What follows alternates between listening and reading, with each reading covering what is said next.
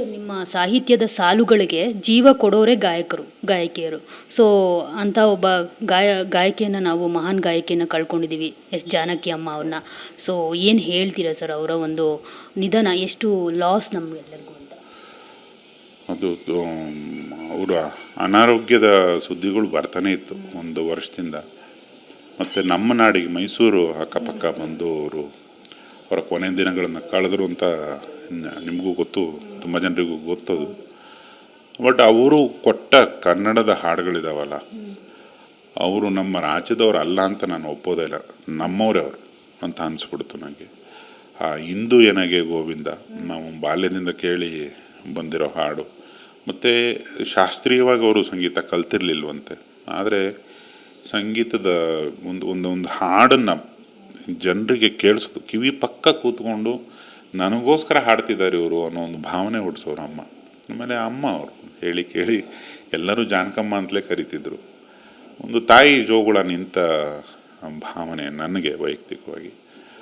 But ನಾನು ಯಾರೇ ಒಬ್ಬ ಮಹನೀಯರು ಹೋದ್ರೂ ಅದನ್ನು ಸಾವು ಅಂತ ಅಂದ್ಕೊಳ್ಳೋದೇ ಇಲ್ಲ, ಅದು ಹುಟ್ಟು ಅಂದ್ಕೊಂಡ್ಬಿಡ್ತೀನಿ. ಯಾಕಂದರೆ ಅವ್ರ ಕಂಠ ನಮ್ಮ ಜೊತೆಗಿದೆ, ಅವ್ರು ಬಿಟ್ಟು ಹೋದ ಹಾಡುಗಳಿದ್ದಾವೆ. ಆಮೇಲೆ ಏನನ್ನು ಜಯಂತ್ ಕಾಯ್ಕಿಣಿ ಒಂದು ಕಡೆ ತುಂಬ ಚೆನ್ನಾಗಿ ಹೇಳಿದ್ದಾರೆ, ಎಲ್ಲೂ ಭಾಷಣ ಮಾಡಿದ ಕನ್ನಡನ ಉಳಿಸ್ತವ್ರು ಅವರು. ಕನ್ನಡ ಸೇವೆ ಅಂದರೆ ಏನು? ನೀವು ಕನ್ನಡನ ಬಾಯಿ ತುಂಬ ಹಾಡೋದು, ಕನ್ನಡನ ಬಾಯಿ ತುಂಬ ಆಡೋದು, ಅದನ್ನು ಮಾಡಿದ ಒಂದು ಒಂದು ಅದ್ಭುತ ಪ್ರತಿಭೆ ಜಾನಕಮ್ಮನವರು. ನಾವು ಯಾರು ಅಂದ್ಕೊಳ್ಳೋದು ಬೇಡ ಅಮ್ಮ ಹೋಗಿದ್ದಾರೆ ಅಂತ, ಅವ್ರ ಹಾಡುಗಳ ಜೊತೆಗಿದ್ದಾವೆ. ಅಮ್ಮ ಜಾನಕಮ್ಮ ಸಾವು ಅಲ್ಲ, ಇದು ನಿಮ್ಮ ಹುಟ್ಟು. ಸರ್, ಕೊನೆಯದಾಗಿ ಸ್ಯಾಂಡಲ್ವುಡ್ ಬರದಿಂದ ಬೇಯುತ್ತಿದೆ. ಈಗಲೂ ನೋಡಿ, ಮಳೆಗಾಲ, ಬಿಸಿಲು ತಡ್ಕೊಳಕ್ಕಾಗ್ತಾ ಇಲ್ಲ. ಈ ಬಿಸಿಲಿನ ಜಳಕ್ಕೆ ಮಳೆಯಾಗಿ ತಂಪನ್ನು ತಂದು ಕೊಡುತ್ತಾ ಯಶ್ ಅವರ ಟಾಕ್ಸಿಕ್ ಸಿನಿಮಾ? ಕೊನೆಯದಾಗಿ ಏನು ಹೇಳ್ತೀರಾ? ಖಂಡಿತ ಯಾವುದೇ ಬರಗಾಲ ಯಾವತ್ತೂ ಒಂದು ದಿವಸ ಎಂಡ್ ಆಗಲೇಬೇಕು. ಯಾಕಂದರೆ ಮಳೆಗೂ ತಡ್ಕೊಳಕ್ಕಾಗಲ್ಲ, ಅದು ಮುಗಿಲಲ್ಲಿ ಭಾಳ ದಿವಸ ಇದ್ದರೆ ಅದಕ್ಕೂ ತಡ್ಕೊಳಕ್ಕಾಗಲ್ಲ, ಬಂದ್ಬಿಡುತ್ತೆ ಭೂಮಿಗೆ. ಹಾಗೇನೆ ಟಾಕ್ಸಿಕ್ ಹಲವಾರು ಉದ್ಯಮದ ಪ್ರಶ್ನೆಗಳಿಗೆ ಉತ್ತರ ಆಗಲಿ ಅನ್ನೋದು ಒಬ್ಬ ಪ್ರೇಕ್ಷಕನಾಗಿ ನನ್ನ ಹಾರೈಕೆ. ಆಮೇಲೆ ನಾವು ಕೆಲಸ ಮಾಡ್ಬೇಕ್ರಿ, ನಾವೆಲ್ಲರೂ ಕೆಲಸ ಮಾಡ್ಬೇಕು, ನೀವು ಕೆಲಸ ಮಾಡಬೇಕು. ನಾವು ಕೆಲಸ ಮಾಡದೆ ಜನನ ಸಿನಿಮಾ ನೋಡ್ತಿಲ್ಲ ಅಂತ ಅನ್ನೋಕ್ಕಾಗಲ್ಲ. ನಾವು ತುಂಬ ಚೆನ್ನಾಗಿ ಒಂದು 2 ತಿಂಗಳು 3 ತಿಂಗಳಿಗೆ ಒಂದು ಒಳ್ಳೊಳ್ಳೆ ರಸದೌತಣ ಕೊಡ್ತಾ ಇದ್ದರೆ ಆತನು ಟಚ್ಚಲ್ಲಿರ್ತಾನೆ. ನಾವೊಂದು 1-2 ಸಿನಿಮಾ ಕೊಟ್ಟು 2 ವರ್ಷ ಸುಮ್ಮನೆ ಆಗ್ಬಿಡ್ತೀವಿ. 2 ವರ್ಷದವರೆಗೆ ಏನೇನೋ ಬರ್ತಿರ್ತವೆ, ಜನಕ್ಕೆ ಗೊತ್ತಾಗಲ್ಲ. ವಾರಕ್ಕೆ ಏನಿಲ್ಲ ಅಂದರೂ 10-15 ಸಿನಿಮಾಗಳು ರಿಲೀಸ್ ಆಗ್ತಿರುತ್ತೆ. 10-15 ಜನ ಅವ್ರವ್ರ ಟೈಟ್ಲನ್ನು ಕೂಗ್ತಿರ್ತಿರ್ತಾರೆ. ಈ ತರಕಾರಿ ಮಂಡಿಲಿ ಒಬ್ಬ ಹೀರೆಕಾಯಿ, ಒಬ್ಬ ಬೆಣ್ಣೆ, ಒಬ್ಬ ತೊಗರಿಬೇಳೆ ಎಲ್ಲರೂ ಒಟ್ಟಿಗೆ ಕೂಗಿದ್ರೆ ಟೈಟ್ಲ್ಗಳು ಕಿವಿ ಕೇಳಿಸಲ್ಲ.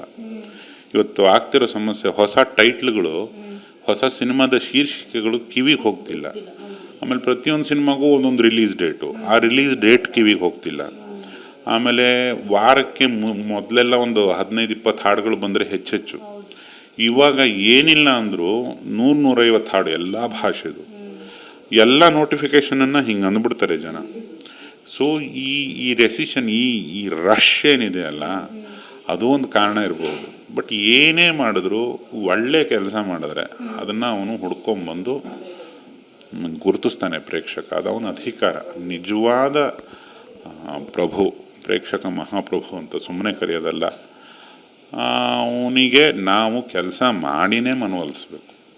ಬೇರೆ ಇನ್ನೇನು ಬಾಯಿ ಬಡ್ಕೊಂಡ್ರು ಅವನ ಕಿವಿ ಕೇಳಿಸಲ್ಲ. ಯಾಕಂದರೆ ಎಷ್ಟೋ ಜನರನ್ನು ಉದ್ಧಾರ ಮಾಡಿದ್ದಾನೆ ಅವನು, ಎಷ್ಟೋ ಜನರಿಗೆ ದುಡ್ಡು ಕೊಟ್ಟಿದ್ದಾನೆ, ಎಷ್ಟೋ ಜನರನ್ನು ಹಾರೈಸಿದ್ದಾನೆ, ಎಷ್ಟೋ ಜನರನ್ನು ಬೆಳೆಸಿದ್ದಾನೆ. ನಾವೆಲ್ಲ ನಾವೆಲ್ಲ ಸೆಂಟ್ರಲ್ಲಿ ಇವರಷ್ಟೇ, ನಾವು ಮೇಸ್ತ್ರಿಗಳು.